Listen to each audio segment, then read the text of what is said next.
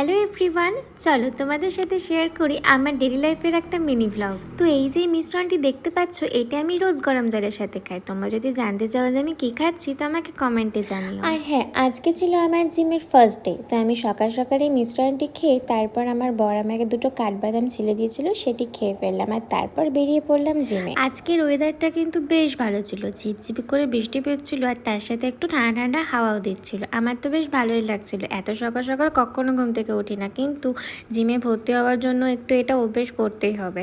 তাও তো আমার জিমের ক্লাস আমি 8টা থেকে রেখেছি। তো এই যে এসে পড়লাম হচ্ছে জিমে, আর এই যে ওয়েট মেপে দেখলাম আমার ওয়েট হচ্ছে 53। আমাকে কিন্তু 5 কেজি কমাতে হবে। তো ফার্স্ট দিন অনুযায়ী আজকের দিনটা বেশ ভালোই কাটলো। আর তারপর এসে পড়লাম বাড়ি, আর বাড়িতে এসে বানিয়ে ফেলাম ডিমের পোচ আর তার সাথে মেয়োনেজের সাথে ব্রাউন। তারপর সারাদিনের সব কাজ সেরে দুপুরে সেরে ফেললাম লাঞ্চ, আর লাঞ্চের পর একটু রেস্ট করে বেরিয়ে পড়লাম বিকেলবেলা বাজারে কিছু জিনিস কেনার ছিল, সেগুলো কিনে নেওয়ার পর ঢুকে পড়লাম ডাবের দোকানে।